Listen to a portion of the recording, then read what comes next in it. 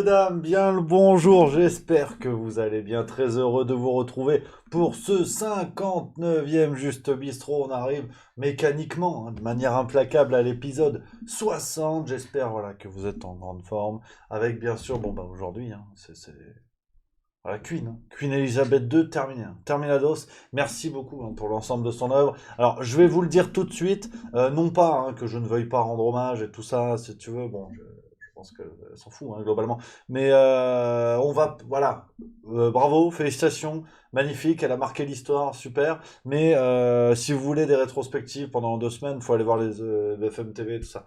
Alors non, je vais parler d'autre chose. C'est pas un manque de respect, c'est juste que, voilà, je suis pas déjà, je suis pas une brute en histoire, donc à part vous dire bon bah c'est génial, elle a marqué l'histoire, terminé. Voilà, donc je peux pas vous dire plus. Donc on va plutôt parler François Cluzet, Olivier Véran, voilà. On reste sur les classiques. Je préfère vous le dire tout de suite. Donc j'espère que vous allez bien les amis. Merci à mon Dan Boss qui vient de sub, c'est le 7e mois, incroyable mon Dan Boss. Merci à Célinis23 également qui a subprime le 6e mois, la fidélité incroyable, Federica, bien évidemment. Donc voilà les amis, j'espère que vous êtes en grande forme. C'est vrai que j'ai vu le chat, je vous voyais, je vous surveillais, et il y en a qui ont déjà dit parler Buffalo Grill, Côte de Bœuf et tout. Qu'est-ce que tu veux que je te dise? Ben, vous me donnez faim. Après on s'étonne, après on dit oui, Rémi il est grognon, il pense qu'à bouffer ce sac à crottes. J'ai dit oui, mais bon, au bout d'un moment, chacun prend ses responsabilités. Donc voilà les amis, mais c'est pas grave parce que on est ensemble pour finir cette jolie semaine, encore une semaine bien rythmée. Et puis, attendez, je crois que j'ai oublié. Merci à Zab7778 également qui vient de sub, voilà, qu'on soit bien d'accord que j'oublie personne. Et puis attention, c'est officiel, c'est calé, le montage est terminé, tout est prêt. Je vous donne rendez-vous. Je préfère vous le dire tout de suite parce que là, c'est une première mondiale. C'est absolument fou ce qui se passe. 20h45 ce dimanche 11 septembre, 20h45, troisième épisode de Cassolette et Macronie sur Olivier Véran. J'ai fini le montage il y a 1 heure. Vraiment, c'est du breaking news, direct live. Vous vous dites ce que vous voulez. 1h30 d'émission. Je peux pas mieux. Voilà, on est sur un record hors live, hors direct. Ce sera la vidéo la plus longue de tous les temps. Donc je vous donne rendez-vous ce dimanche à 20h45. On va remonter toutes les casseroles, tous les mensonges d'Olivier Véran depuis, même avant sa prise de fonction. J'ai trouvé des trucs, il y avait des comportements orduriers avant même qu'on le connaisse. Ah ouais, non, si. Prévoyez un bon repas. Prévoyez un bon repas parce que là, on est sur un marathon. On est sur un marathon qui risque d'en énerver plus d'un. J'ai confiance en vous et en notre amitié, mais je sens qu'il y en a qui vont quitter la vidéo. J'espère pas contre moi, juste qu'ils vont vomir, de haut le cœur. Donc voilà. Donc je préfère vous le dire tout de suite. 20h45 dimanche en prime time, c'est-à-dire que plutôt que les 14 documentaires sur la reine d'Angleterre qu'on aura bon globalement déjà vu, mais voilà, quel plaisir, quel plaisir, voilà de vous proposer ça, cette émission. On va se régaler, on va vraiment se fendre la gueule. Donc voilà. C'est le rendez-vous, vous pouvez le noter, dans le calepin. Sur le frigo, normalement, tu as un calendrier frigo. Euh, c'est le plaisir. Ça va être le plaisir. Donc voilà, les amis, c'est ce qui arrive ce week-end. Il y aura également dimanche à 19h le reportage sur le festival Le Livre sur les quais à Morges. Vous allez voir, on s'est régalé. Il y a des interviews sympatoches. Miguel Bonnefoy, Olivier Norek, Yegor Gran, Alexis Génie. On se régale. Les images sont belles. Les images sont belles. Donc, non, c'est sympa. Donc, un joli dimanche qui vous attend, je vous le dis tout de suite. Et ce soir, vidéo sur les nouveaux vaccins. Ça va chier. Il n'est pas exclu qu'elle saute cette vidéo. Même si tout est sourcé, vous connaissez la maison. Et ça sort d'un journal tout à fait officiel. Mais peu de gens ont relayé ça. Peu de gens. Donc, on va voir. On va voir ce que ça donne. Mais en tout cas, voilà, encore un joli week-end qui va arriver. Donc, merci les amis pour votre soutien. Il y a, je note, il y a plus de saison qui dit effectivement Toulouse-Toulon au rugby dimanche 21h. Bon, en fan de rugby, je te conseille quand même de regarder la vidéo sur Olivier Véran. Voilà. Euh, Parce que à un moment donné, c'est dans l'intérêt de juste milieu. Donc en fait, j'ai pas plus d'arguments que ça m'arrange. Voilà. On va pas se mentir. Donc voilà, on est déjà en pleine. Voilà, c'est un week-end solide qui va arriver. Je prends un petit peu le chat, les amis. Il y a Amélie Isme qui dit Rémi, tu es de Nîmes, j'ai entendu absolument. Alors, techniquement, officiellement, je suis né à Avignon. Mais j'avais les parents qui habitaient à Roquemaure, si jamais il y en a qui connaissent. C'est à la frontière entre le Gard et le Vaucluse. Mais t'es côté Gard, il n'y a pas à chier. Donc je suis né là, mais j'ai toujours grandi dans le Gard du côté de Nîmes. Donc officieusement, je suis nîmois. J'adore la brandade, j'adore les morues, sans faire offense à quiconque. Et c'est vrai que ah ouais, non, si, il y a Nîmes, hein. Il y a Nîmes, il y a ce côté-là. Merci à Gaëtan du 44 qui vient de sub. C'est le 6e mois d'abonnement. On se rend pas compte. On se rend pas compte. Donc voilà, les gens connaissent sûrement le coin. Il y a Dark Calimero 83 qui dit Roquemort, Tavel, absolument, c'est pas loin. Le Rosé. Rosé de Tavel. Les Angles, mais ça, les Angles, il me semble qu'on est déjà de côté Vaucluse, hein, si je dis pas de conneries. Et il y a Amélie qui dit Je suis nîmoise. C'est beau, c'est beau. Bravo. Nîmoise vraie, pur jus ou pas? Parce que Nîmes, c'est un peu comme Paris. Tu sais, les gens te disent oui, oui, je suis Paris, je suis né à Paris, enfin, je suis de Paris. Tu dis oui, mais t'es né où? Mulhouse, mais c'est pas la question. Voilà. Et tu vois, t'as toujours ce truc où les gens te disent oui, oui, je suis parisien, mais en fait, ta gueule, t'es né à Lyon. Tu vois. Voilà. Donc, attention. Attention quand même, parce que Nîmes, les gens n'assument pas être nés à Alès, par exemple, ou habiter à Bouillargues, tu vois. Ah, c'est les bleds du coin, ça fait pas rire les mouettes, hein. Bouillargues, Kessargues, Émargues. Bon, la grande mode si tu veux. Mais on a quoi d'autre qui est pas mal? Bernice. Ah, c'est des coins. Anduze, absolument. Il y a des Conan le Barbarès qui dit salutations de la part d'un Andusien. Anduze, mais Anduze, c'est chouette. Parce que bon, petit point tourisme. J'avais dit qu'on papoterait ensemble aujourd'hui parce que dernier Juste Bistrot, je suis parti pleine balle et j'ai papoté, je vous ai fait une conférence de philo. Donc aujourd'hui, on déconne. Anduze, il y a la forêt, la bambouserie. La bambouserie d'Anduze, ça c'est sympa comme tout. Tu vas là-bas, tu te sens panda. L'espace de quelques minutes, je me suis dit, putain, je suis Edouard Philippe en fait. Je suis un panda, j'avais envie de bouffer du bambou. Ouais, et bon, bah, après, t'as les gardes-forêts qui arrivent, qui disent, monsieur, reposez ce bambou là où vous l'avez trouvé, ça ne se mange pas. Je dis oui, mais bon, j'avais l'esprit panda, vraiment, hein, j'avais l'esprit panda à un certain moment, mais c'est joli comme tout. Avec un peu, je crois, il y a des jardins japonais, des trucs comme ça. On me dit, hein, il y a Ferdan 31 qui a dit, ah oui, on l'a fait cet été, c'est très cool. Voilà. Donc en plus, c'est bien. Voilà, c'est important. Donc voilà, j'ai vu passer également Garon.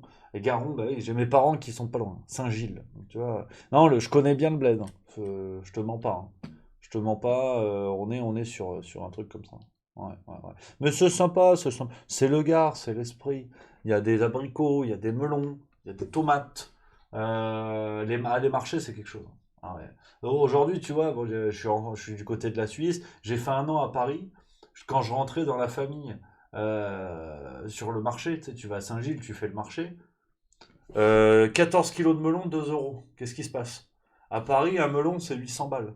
Donc, ça choque, hein. Mais c'est la Camargue, hein. C'est le plaisir. Il y a le sel aussi. Sel, le riz, un peu le riz. Non, c'est important, hein. Donc voilà, la minute potager, effectivement, c'est Vinca 91 qui dit ça. Non, mais on papote. Les fêtes votives, bien sûr. Alors bon, ça, c'est un concept, hein. Ça, c'est un concept parce que faut que je vous raconte pour la petite anecdote. Aujourd'hui, on est détendu. Fin de semaine, ça va, hein. En plus, j'ai conduite à 14 heures, ça j'irai pas de m'énerver. Pour l'anecdote, quand j'ai fait la première partie de Stéphane Cuvelier, c'était, que je te dise pas de bêtises, c'était la date à Montpellier. Date à Montpellier. Le soir, on allait se promener, tu sais, c'était la veille du spectacle. Et on se promène, on était dans un petit bled du côté de Montpellier, donc dans l'Hérault, mais t'as quand même les fêtes votives là-bas. Et c'est vrai que c'est un concept, parce que il y avait donc Stéphane, la petite famille, et Mike, le régisseur de Stéphane qui était là. Et puis, tu sais, tu sais, c'était la fête votive. Donc t'as les jeunes qui font la fête, qui y a à manger, il y a à boire des coups et tout. Mais il y a des lâchers de taureaux.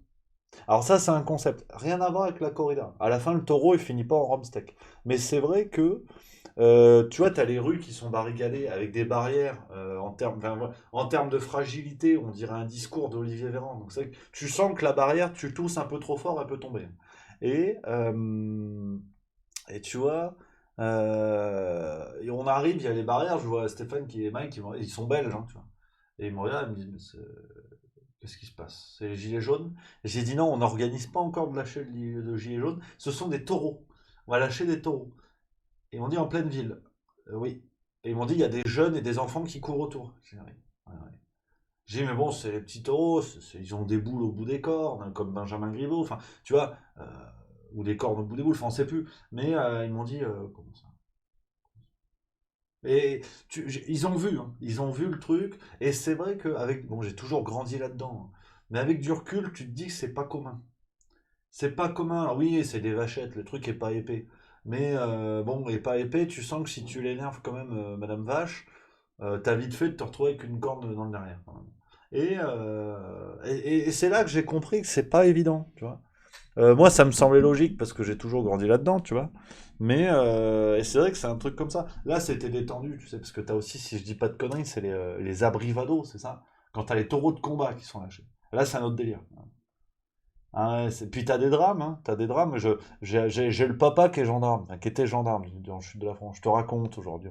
On se livre. Allez. J'ai le padré qui était gendarme, côté de Bellegarde, tu vois. Ceux qui connaissent, c'est dans le Gard, à côté de Nîmes, hein. Et puis c'est vrai que quand t'as je crois que c'est à Brivado, il me semble, hein, où t'as les taureaux de combat qui sont lâchés. Alors c'est encadré, hein. T'as des gardiens à cheval, des trucs comme ça. Mais bah, le papa il m'avait raconté, t'as une année pas loin, c'était pas à Bellegarde, je crois, ou peut-être à Bellegarde, je sais plus, hein. Mais dans le coin en tout cas. Bah, t'as le taureau de combat qui avait réussi à s'échapper, quoi.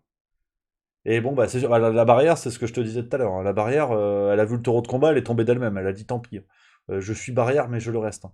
Bah, du coup, t'as quelqu'un détendu, tu vois. C'est une petite vie de village qui allait à la poste. Une petite dame ou un petit monsieur, une personne âgée, tu vois, qui allait à la poste. Et elle a fait une erreur à ce moment-là parce qu'elle a croisé le taureau de combat, en fait. Il était dans le secteur de la poste de taureau de combat, je sais pas pourquoi, un colis, j'en sais rien, c'est pas le sujet. Mais elle a tué, hein. Ouais. Ah, non, c'est pas drôle. Il y a un mort, hein, et c'est pas le taureau. Donc, ouais, ça, c'est la tuile. La tuilasse. Et c'est vrai que des drames, t'en as souvent. Ça, c'est pas. Ah, les anciéros, voilà, absolument. Abrivado, c'est avec les vachettes ou avec les taurillons. Anciéros, c'est avec les taureaux de combat. Absolument. Merci à WAM00, hein. Absolument.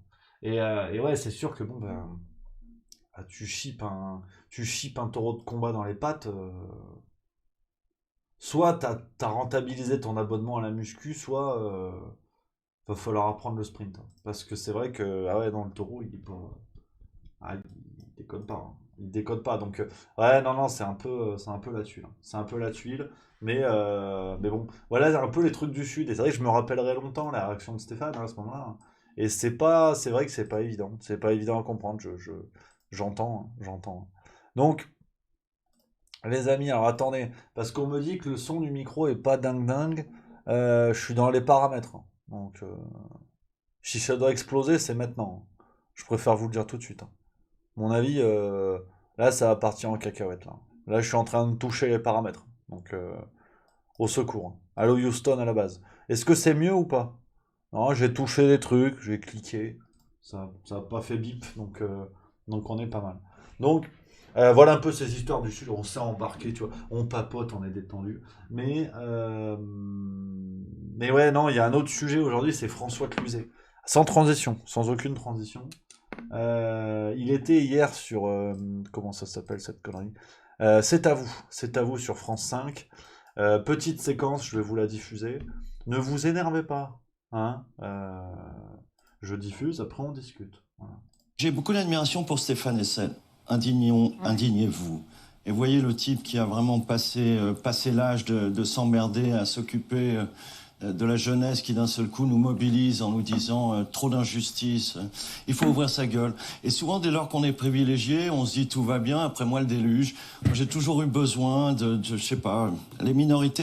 Parce que je me dis que j'ai beaucoup de chance d'être né comme je suis né, et je fais partie de la majorité. Et que c'est mon devoir un peu d'ouvrir ma gueule pour... Il y a des choses par exemple, le complotisme, c'est quelque chose qui ne peut pas me laisser... Vous dites que c'est les collabos d'aujourd'hui, les complotistes. Il me semble. En tout cas, ils nous foutent dans une humeur de doute. Regardez ce qui s'est passé avec les antivax, avec tout ça.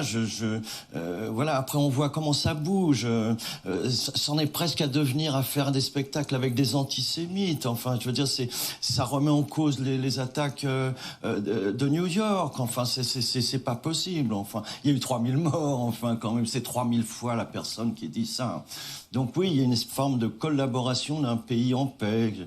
Et on se met à douter, et puis ils ont une influence. Donc je crois qu'il faut faire très attention. Même moi, qui dis quand même beaucoup de conneries, je me dois de faire attention à ce que je dis. Qu'est-ce que tu veux que je te lise? Qu'est-ce que tu veux que je te lise? C'est terrible, hein. Non, mais qu'on soit bien d'accord, c'est toujours la même chose. Je juge pas l'acteur, hein. Bon acteur, intouchable, c'est bien. Enfin, c'est d'accord, tu vois. C'est pas le sujet, mais la personnalité médiatique, une fois de plus. Oh putain. Déjà la voix. Déjà la voix. Voilà, voilà, regarde, attends. Déjà, on va commencer comme ça va être très clair.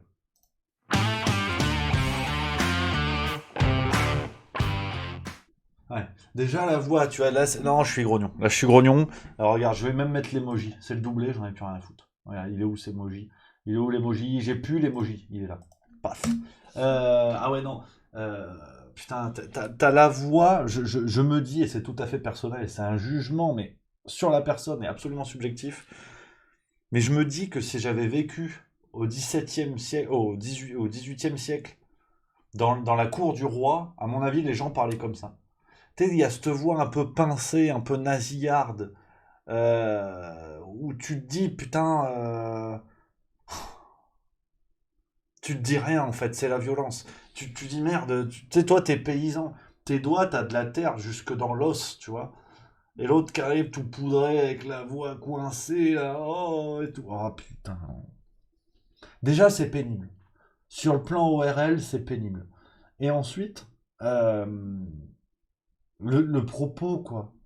Mais c'est affligeant ce niveau. C'est-à-dire que si on va dans un bistrot PMU, on est au même niveau, quoi. Et je dis ça avec respect pour le bistrot PMU, mais parce qu'il y a l'emballage de la télévision, ça devient une réflexion. Je veux dire, Kant à côté, c'est un Playmobil, tu vois. Alors que c'est nul. Alors déjà, le rapprochement euh, complotiste, collaborationniste, je trouve ça quand même formidable parce que cette même caste médiatique, alors pas tous mais beaucoup, quand des gilets jaunes avaient, enfin quand des antipasses et compagnie avaient arboré une étoile jaune, on avait dit ça ne se fait pas de faire des rapports à la Seconde Guerre mondiale. C'était un débat, on est d'accord, on n'est pas d'accord. En revanche, lui fait la même chose, exactement la même chose, et là ça dérange personne. C'est-à-dire que considérer que finalement les complotistes sont les collabos d'aujourd'hui, c'est un rapport clair à la Seconde Guerre mondiale, ça ne dérange personne. Deuxième point, pour collaborer, il faut collaborer avec un pouvoir en place. Il faut collaborer avec une entité. C'est laquelle en fait? Les complotistes ils collaborent avec qui? C'est absurde, même si on prend le temps de décortiquer ce genre de propos, c'est lunaire, c'est bête, en fait c'est bête. C'est bête mais bourgeois, c'est bête mais poudré. Donc je veux dire, si Molière était là encore aujourd'hui, il ferait 14 pièces sur François Cluzet. Tu vois.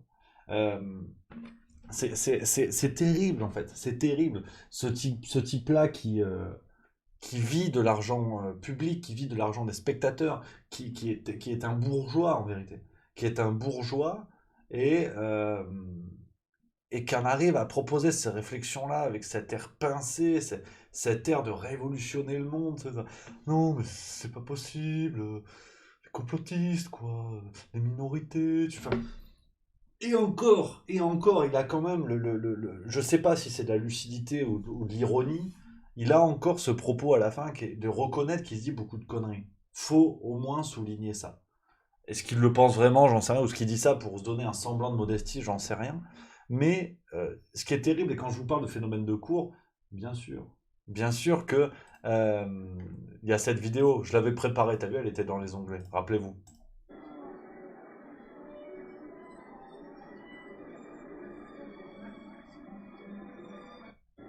Regardez, je vous mets pause parce que c'est symbolique, c'est vraiment symbolique, même en termes de langage corporel, de tendre la tête comme ça et de libérer au niveau de la jugulaire, tu vois, la veine.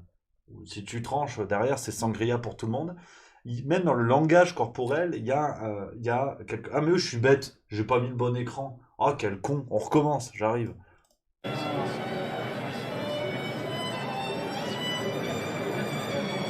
Voilà. Même dans le langage corporel, et par deux fois, regardez, hein, il y a ce premier moment où la tête est penchée donc vers la droite, Et il y a ce deuxième moment, exactement le même langage, mais en souriant. Donc on est effectivement dans un phénomène de courtisanerie où il y a vraiment cette soumission corporelle au pouvoir.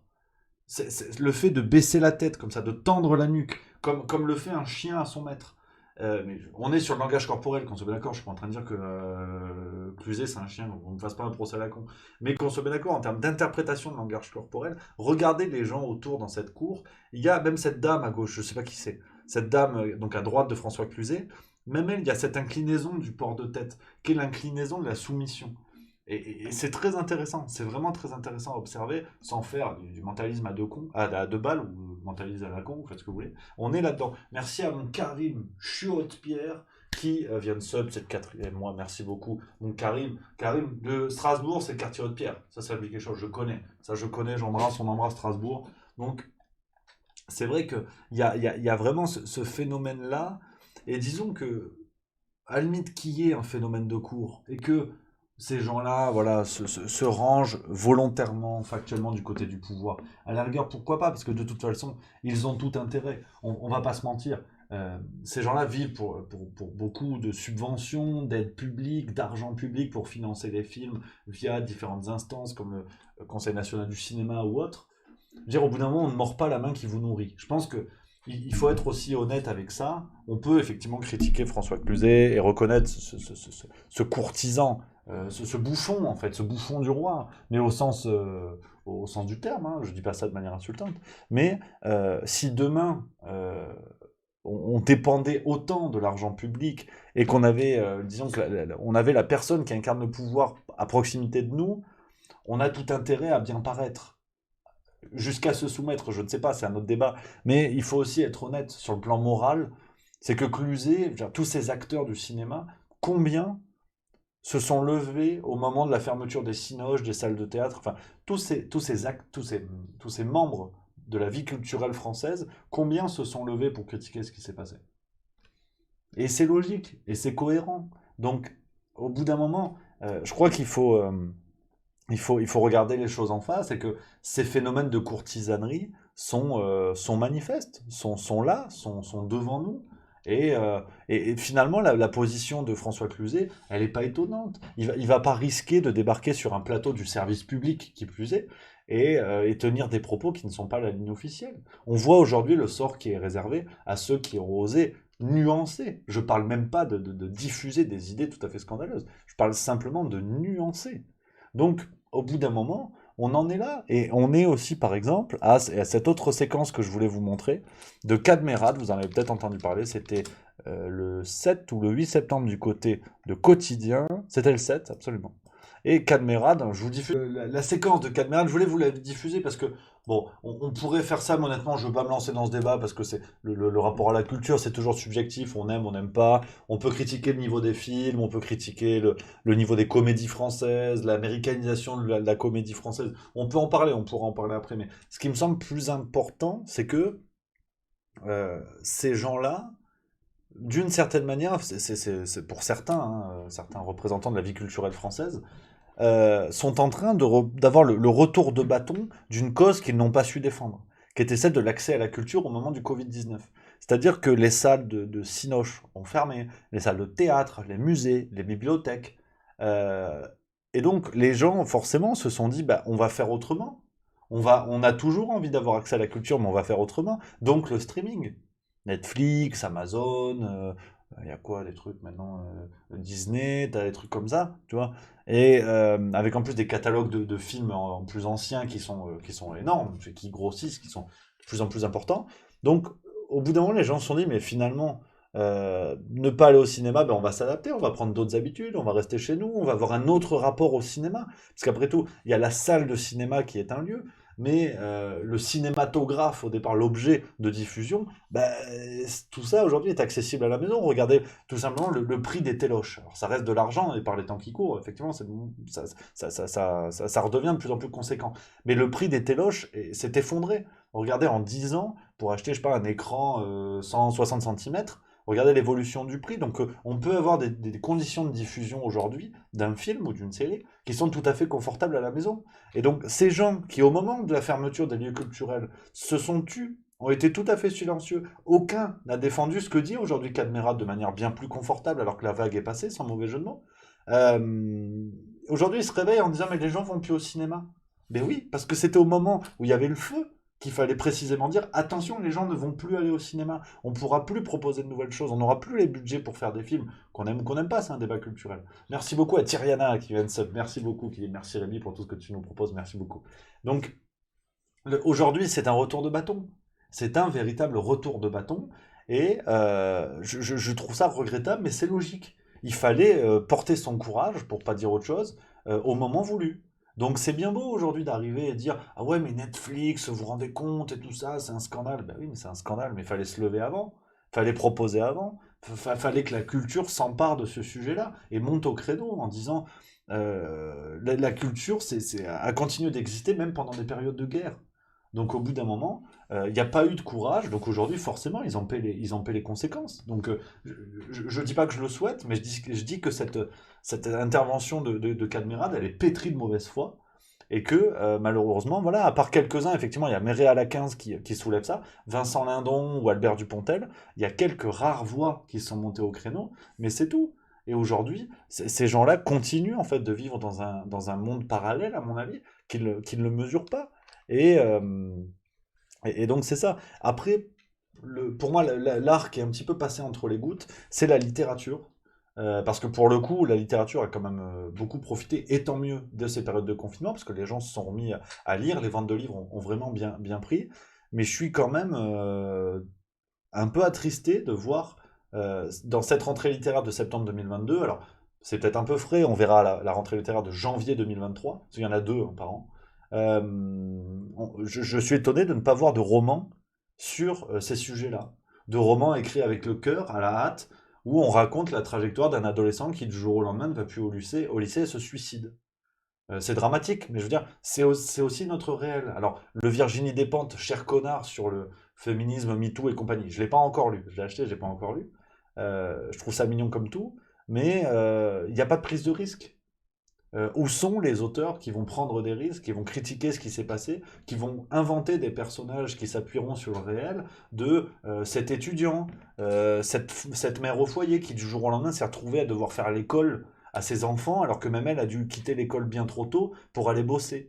Ce cadre sup qui était déjà à deux doigts du burn-out et qui s'est fini quand on lui a expliqué que fallait un QR code pour boire le café. Où sont ces auteurs? Où sont ces livres-là? Qui pourtant incarne parfaitement ce qu'est la littérature, de venir donner un éclairage différent au réel. Et je trouve qu'il y a un manque de courage terrible euh, sur ça. Et d'ailleurs, soit dit en passant, parce que c'est un projet avec Edouard en coulisses, on met ça en place. Ce sera peut-être fin 2022, début 2023, on va voir. Mais on a une idée saugrenue en tête. Et d'ailleurs, dites-nous dans le chat, hein, les copains, si vous trouvez que c'est pertinent ou pas. On aimerait, parce que bon, vous savez, mon amour pour la littérature, et puis l'amour d'Edouard pour la littérature, celui-ci, plus ça va, plus c'est un littéraire, celui-ci. Ah, il va faire des chroniques de livres maintenant, j'ai spoilé. Alors, juste avant de vous dire ça, il y a Tartopome qui dit pas trop de raccourcis Rémi, les femmes au foyer ne sont pas toutes limitées intellectuellement, loin s'en faut. C'est pas du tout ce que j'ai dit, je prenais l'exemple d'un personnage, mais qui ne résume pas la vie de toutes les femmes au foyer, bien évidemment, on est d'accord. Je parle d'un personnage dans un roman. Voilà, quand même, tu connais la guinguette, qu'on me fasse pas ce procès-là quand même. Merci à Orange Mécanique qui vient de sub, c'est le quatrième. Merci beaucoup, cher Orange Mécanique. Donc, ce que je voulais vous dire, c'est un projet que j'ai en tête, qu'on a en tête avec Edouard. On veut essayer de proposer ça, alors de manière bien encadrée, de le faire dans les meilleures conditions, mais on a l'idée d'une maison d'édition, en fait, tout bonnement. On a aujourd'hui le réseau d'imprimerie qu'il nous faut pour Juste Mensuel, par exemple. On est en relation avec un imprimeur qui pourrait nous faire ça et tout ça. Et on aimerait, en fait, mettre en place ce genre de projet où, bien sûr, comme toute maison d'édition, on se réserverait le droit, on ne pourra pas tout publier, ce ne sera pas non plus de l'auto-édition, mais on veut mettre en avant des ouvrages, des romans, des essais, on veut mettre en avant des textes qui proposent autre chose. Des textes qui, même pour certains, seraient refusés en maison d'édition. Je ne suis pas en train de vous dire qu'on va publier des pamphlets illégaux, mais qu'aujourd'hui, les maisons d'édition, on le sait, on en avait parlé dans un Juste Bistrot, avec les Sensitivity Readers, des trucs comme ça, les maisons d'édition restreignent de plus en plus les choix, les personnages, les idées. et on se retrouve avec des rayons en librairie, et j'adore les librairies, et j'y passe des heures et des heures, mais avec des livres qui se ressemblent, quoi, avec des thèmes qui sont sympas comme tout, mais qui sont toujours les mêmes thèmes. Nathalie, à 47 ans, perd son père, elle se rend en Algérie, et elle se retrouve face à ses racines. Elle va alors mener une quête vers elle-même. Super, mais t'as 250 livres comme ça, donc je trouve ça franchement nul à chier. Enfin, nul à chier, non, pas original, pardon, j'abuse, pas original. Et en fait, les idées, parce que je vois, il y a Cook54 qui dit oui, Rémi, attention au boycott fait par la presse. L'idée, c'est qu'on reste en fait dans nos réseaux à nous. Vous le voyez avec Juste Mensuel, on s'appuie beaucoup sur notre newsletter, sur les gens qui sont inscrits à la lettre d'information Juste Milieu, parce que bah, on n'est pas distribué en kiosque tout bonnement, et ça coûterait cher, et je pense qu'on n'a pas les reins assez solides pour ça. Ce serait une idée, mais à mon avis, on n'aurait pas les reins assez solides. Mais on pourrait, c'est vrai que Juste Mensuel en kiosque, ce serait vraiment un coup d'accélérateur, ce serait chouette. Mais bon, à voir, à voir. Et donc en fait, on serait sur nos réseaux, donc sur YouTube, sur notre newsletter, sur nos réseaux sociaux. Alors ce qui est sûr, c'est que les gens qui accepteraient de travailler avec nous, de nous soumettre un texte, on pourrait, voilà, on le proposera en version numérique et en version papier. Donc on choisira la couverture, on fera tout ensemble et tout, hein. Donc c'est pour ça qu'on ne pourra pas faire non plus 14 textes par mois, hein. On choisira bien pour mettre toute notre énergie sur les textes qu'on aura choisis. Mais ce qui est sûr, c'est que là, on peut pas dire aux gens, vous allez faire 100 000 ventes avec nous. Ça, c'est clair et net. On pourra pas. On aura nos réseaux, on peut imprimer sur des gros volumes, hein. À partir du moment où on fait, par exemple, on fera des systèmes, voilà où on en est, nos réflexions avec Edouard, mais des systèmes de pré-réservation. C'est-à-dire que chaque texte qui arrivera, par exemple, on rendra gratuit le premier chapitre, et les gens intéressés pourront faire une pré-réservation, c'est-à-dire de pré-acheter le livre.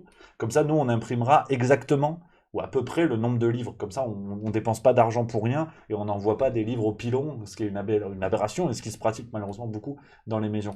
Donc, l'idée, c'est que tu vois, on soit à 200, 300, 400, 500 livres d'emblée au tirage, et puis on réimprimera à chaque fois autant que nécessaire. Donc voilà un peu les amis l'idée qui est en place. Alors très clairement, si vous avez un ouvrage, si vous avez un manuscrit sous la main, si vous avez un texte que vous aimeriez faire paraître et tout ça, n'hésitez pas. N'hésitez pas à nous l'envoyer. Comme je vous l'ai dit, ça va pas se faire demain, hein. Je pense que alors on va rééditer mon livre L'Étoile Noire sur Amy Winehouse. Je sais pas si vous aviez suivi, j'avais fait ça à l'époque de Let It Be. Et ça va être un peu le crash test. On va le proposer, même techniquement, sur la boutique pour le mettre en place et tout ça. On va tester l'idée avec mon livre, du coup. Parce que, je me fais de la pub, je suis désolé.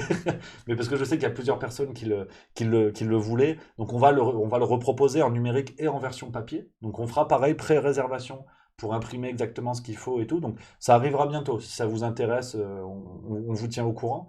Et on fait le crash test, comme ça on va voir comment ça se passe en termes de délai aussi avec notre imprimeur.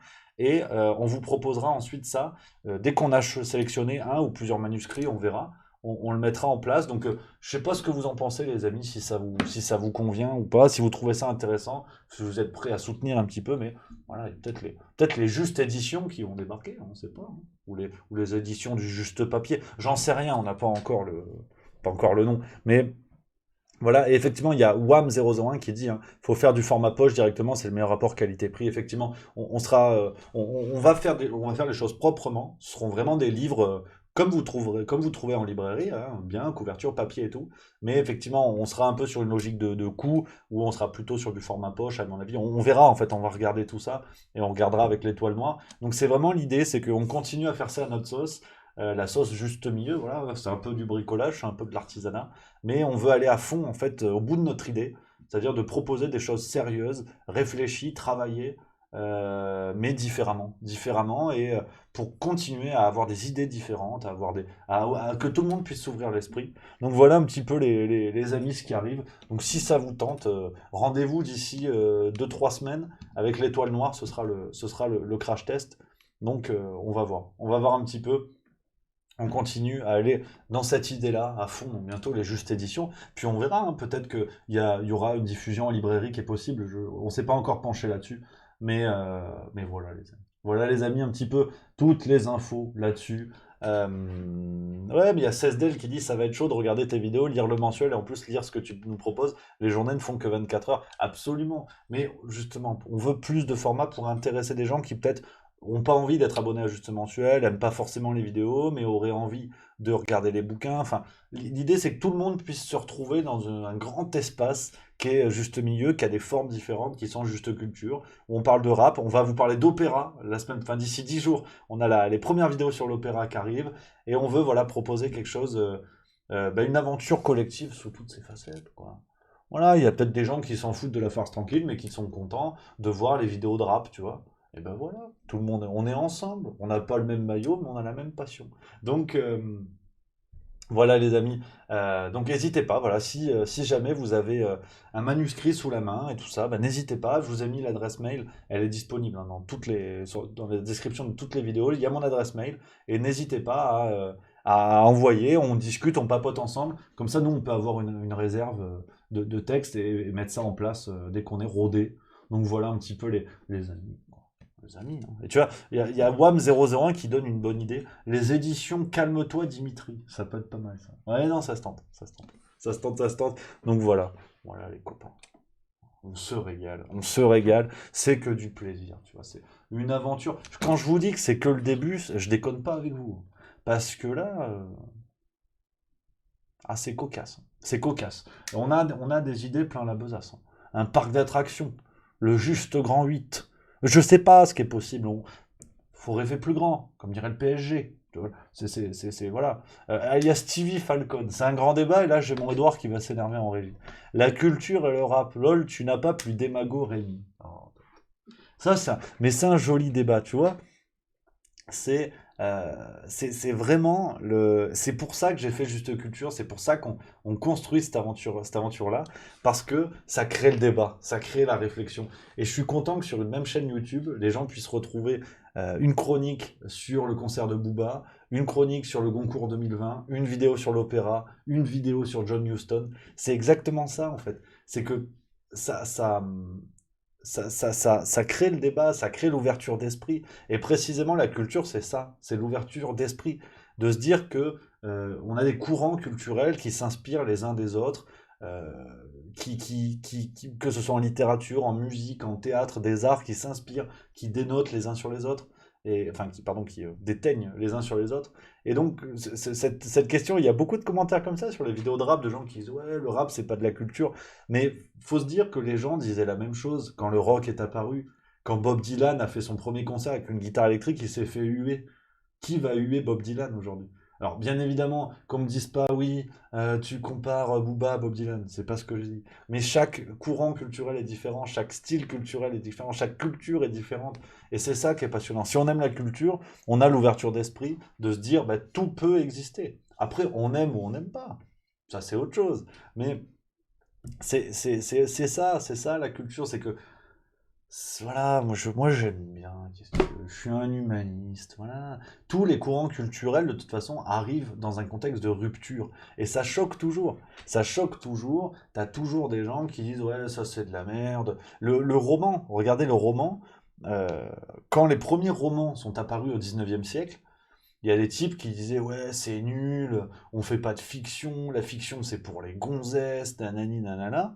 Il y a deux mecs qui ont soutenu les romans, qui ont été parmi les premiers à s'opposer à la société bourgeoise parisienne. Ces deux mecs étaient Jules et Édouard Goncourt, les frères Goncourt, qui ont donné le nom à ce fameux prix qu'on connaît aujourd'hui. Donc toute forme d'art, toute forme culturelle débarque dans un contexte de rupture et vient à la fois, à la fois avec une transmission, mais à la fois dans un contexte de rupture avec ce qui précède. Et c'est ça qui est intéressant.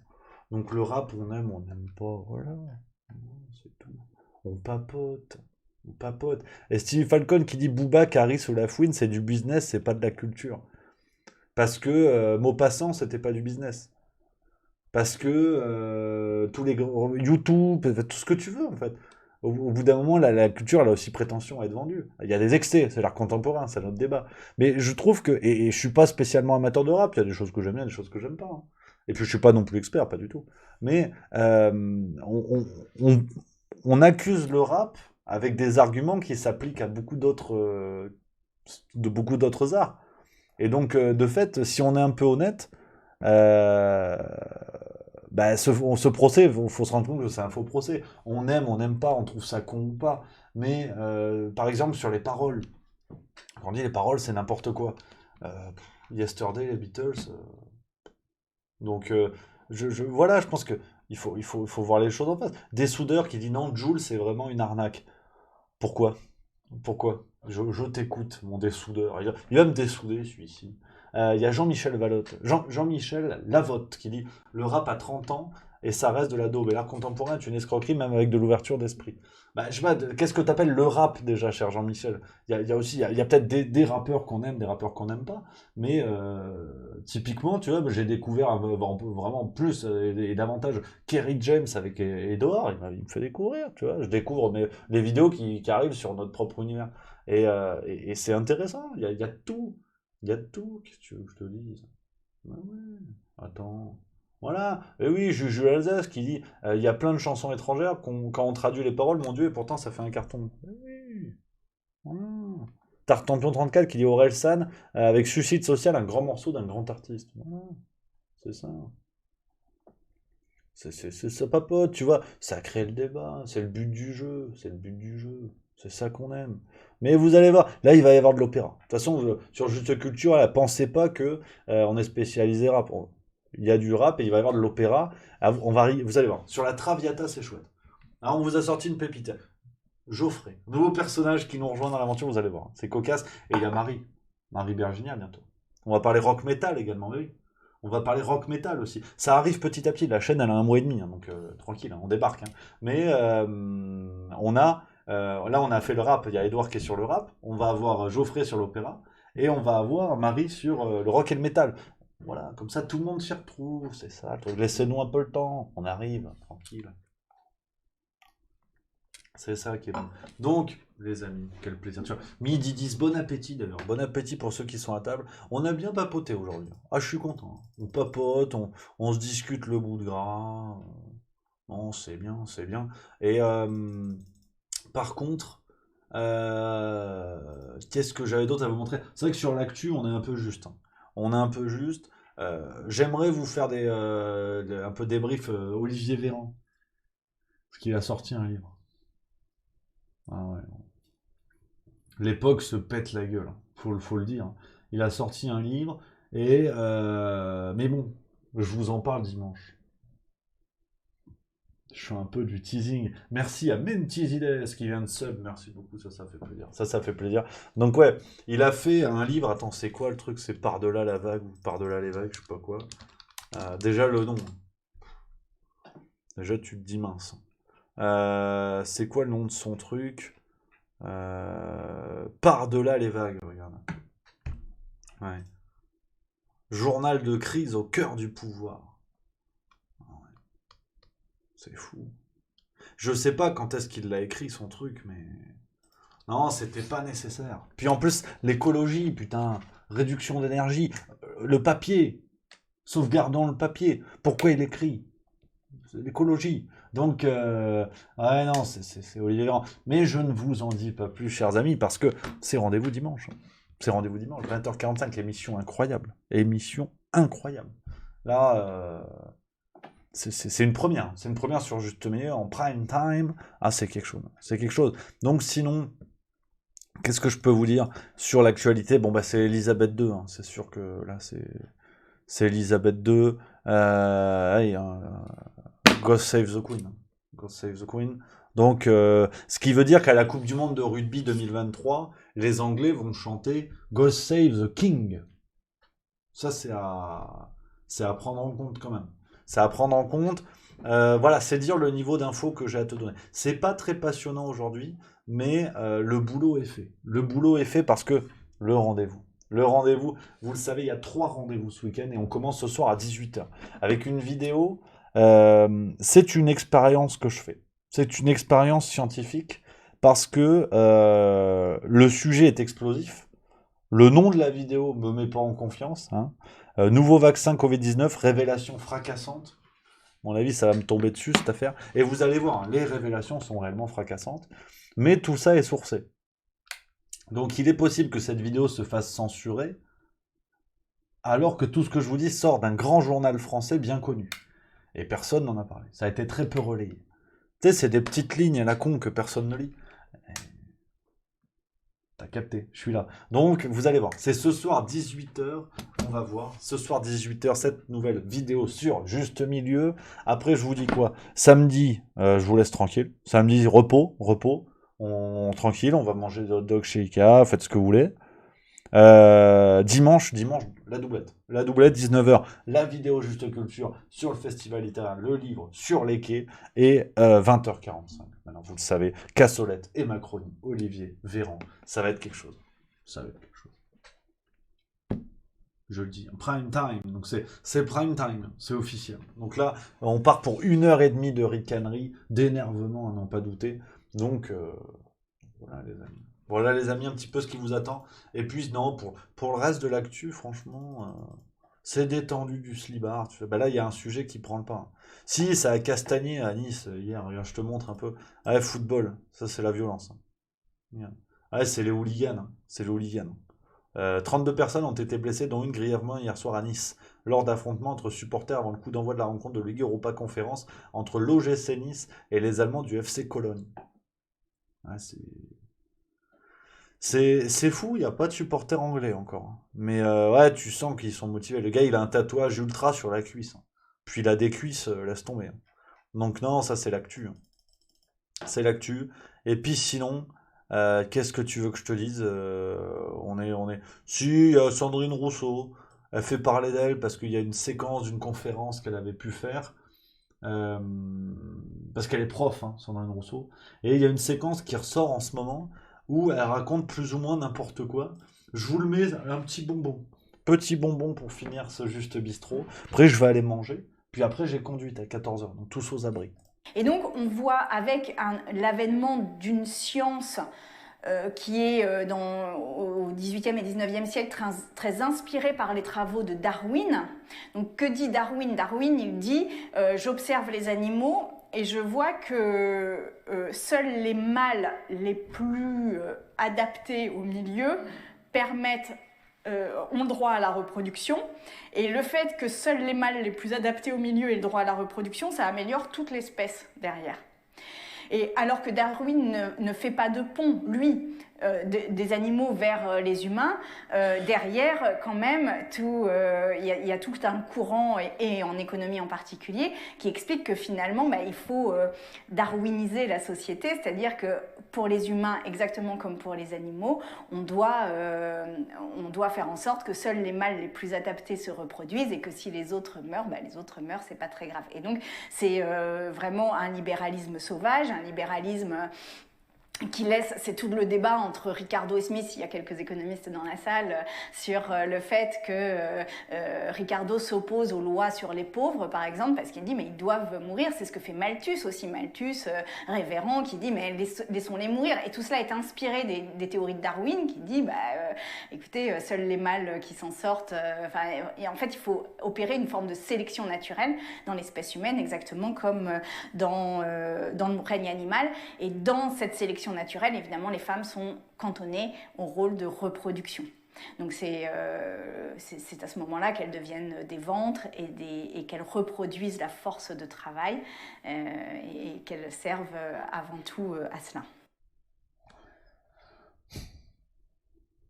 Les profs d'économie. Profs d'économie. Donc c'est vrai que...